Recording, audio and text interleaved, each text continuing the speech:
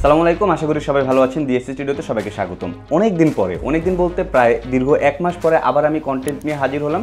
মূলত আমার ব্যক্তিগত বা প্রফেশনাল কাজের চাপের কারণে আসলে আমি কোনো প্রকার কন্টেন্ট দিতে পারছিলাম না, তবে সেগুলোকে সাইড করে আবার একটু চেষ্টা করছি আবার একটু কন্টিনিউ করার। এবং আমি আশা করি আপনাদের থেকে গত 1 মাসে আমি আপনাদের সাথে নতুন কোনো ভিডিও নিয়ে আসতে না পারলেও আপনাদের থেকে যে পরিমাণে ভালোবাসে, যে পরিমাণে কমেন্ট আমি পেয়েছি, তো আশা করি সেটা কন্টিনিউয়াসলি আরও বাড়তে থাকবে।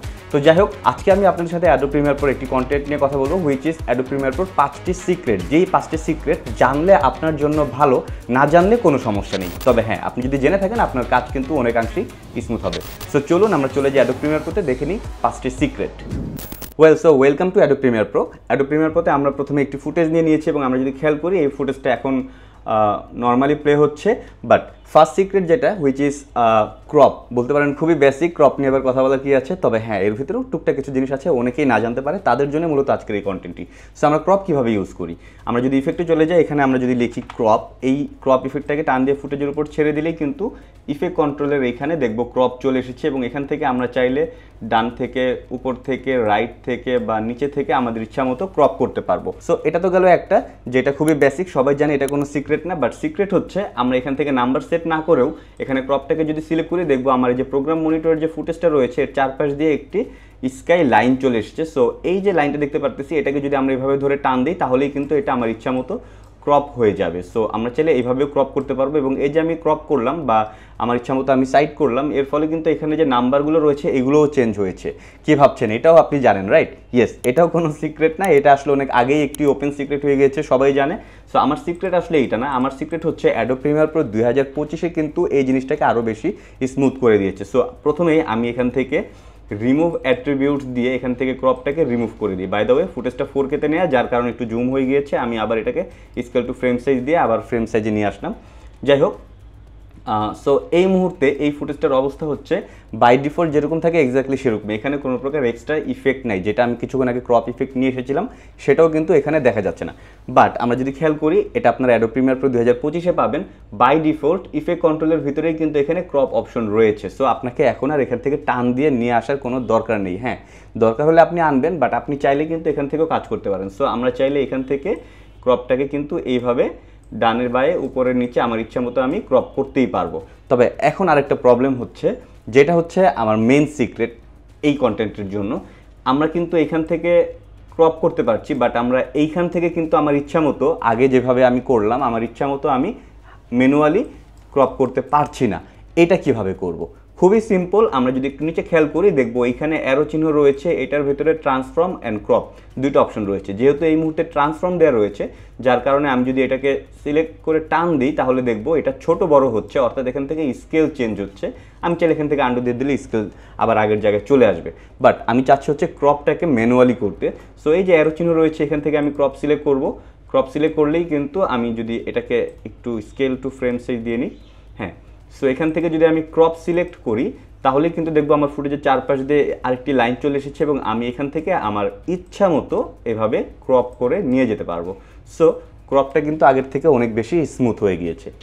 সো 5টি সিক্রেটের মধ্যে একটি সিক্রেট কমপ্লিট হলো। সেকেন্ড সিক্রেট হচ্ছে ইউজ অফ JKL। ইয়েস, আমরা যদি কিবোর্ডে খেয়াল করি, এখানে JKL 3টা বাটন রয়েছে। এই 3টা বাটনের কিন্তু খুবই ইম্পর্ট্যান্ট একটি কাজ রয়েছে। ধরুন আমার একটি কন্টেন্ট হতে পারে, সেটা টানা 2 ঘন্টা বা 1 ঘন্টার একটি লম্বা ভিডিও যেটা আমি এডিট করেছি, বা একটি মেইন ভিডিও হতে পারে যেটা অনেক বড়।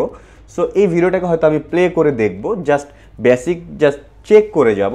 সেক্ষেত্রে আমি যদি প্লে করি, চাইলে সেখান থেকে যে কোনো, আমি সাউন্ডটাকে অফ করে দিলাম, আমি প্লে করে যখন দেখবো, এটা কিন্তু রিয়েল টাইমে দেখতে গেলে 2 ঘন্টা অনেক বেশি সময় লাগবে। বাট আমি যদি চাই যে না, এত সময় নিয়ে দেখবো না, আমি এটাকে একটু স্পিড আপ করে দেবো, একটু স্পিড বাড়িয়ে দেখবো, সেক্ষেত্রে কিন্তু আমরা JKL এই 3টা বাটনের সাপোর্ট নিতে পারি।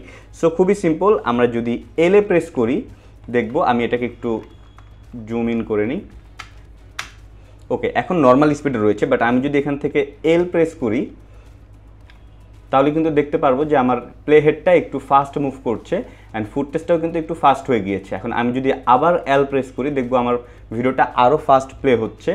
আবার এল প্রেস করলে দেখবো আমার প্লে হেডটা আরও ফাস্ট মুভ করছে। অর্থাৎ আমি এল প্রেস করে করে আমার ভিডিওর প্লেব্যাকটার স্পিডটাকে কিন্তু বাড়াতে পারবো। আবার যদি আমি কে প্রেস করি তাহলে কিন্তু আবার পজ হয়ে গেল।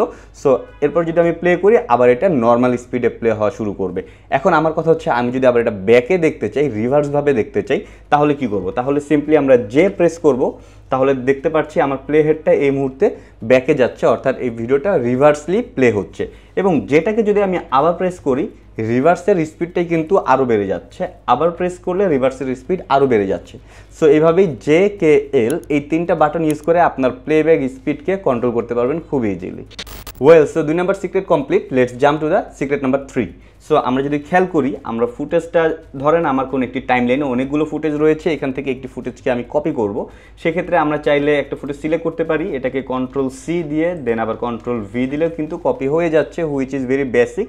বাট আমরা চাইলে এটা আরেকটা অল্টারনেটিভ রয়েছে, জাস্ট ফুটেজটাকে সিলেক্ট করব, কিবোর্ড থেকে অল্টার প্রেস করে ধরে রেখে জাস্ট এটাকে টান দিয়ে নিয়ে যাব, তাহলেই কিন্তু এই ফুটেজটা কপি হয়ে যাবে। সো আপনাকে copy control C control V দেওয়ার কোনো দরকার নেই, আপনি যে কোনো ফুটেজকে জাস্ট সিলেক্ট করবেন, অল্টার প্রেসকে ধরে রেখে টান দিয়ে নিয়ে যাবেন, তাহলেই কিন্তু এটা কপি হয়ে যাচ্ছে।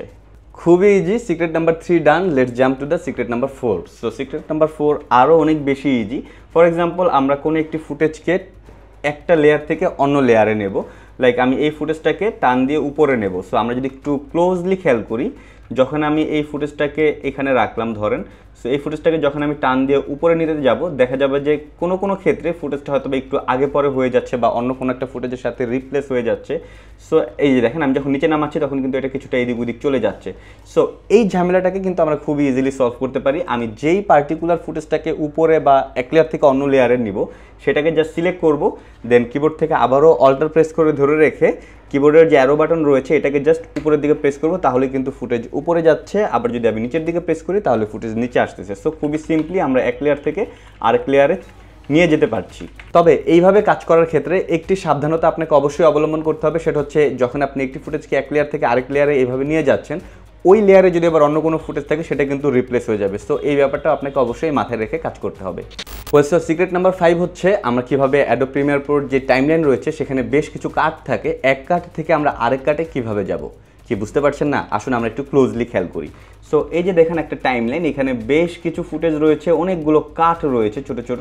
সো আমরা এক কাট থেকে আরেক কাটে কিভাবে যাব? আমরা যদি খেয়াল করি এখানে কিন্তু খুবই ইজিলি আমরা এক কাট থেকে আরেক কাটে মাউস দিয়ে যেতেই পারছি।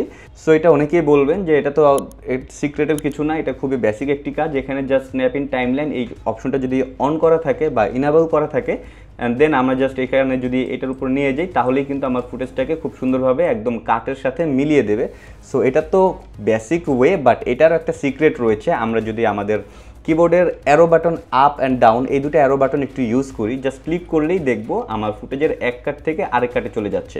সো আমি এই মুহূর্তে আপ বাটন প্রেস করছি, যার কারণে ফুটেজ ব্যাকের দিকে যাচ্ছে, এক কাট থেকে ডিরেক্ট আরেক কাটে নিয়ে যাচ্ছে, এবং সেই কাটে গিয়ে হয়তো বা আমি কোনো ইফেক্ট বা ট্রানজিশন আমার ইচ্ছা মতো আমি সেটা ইউজ করতে পারবো। আবার যদি আমি অ্যারো বাটনের নিচেরটা প্রেস করি, তাহলে কিন্তু আবার আমার প্লে হেডটা সামনের দিকে আগাচ্ছে। সো আমি এইভাবেই এক কাট থেকে আরেক কাটে যেতে পারছি খুবই সিম্পলি।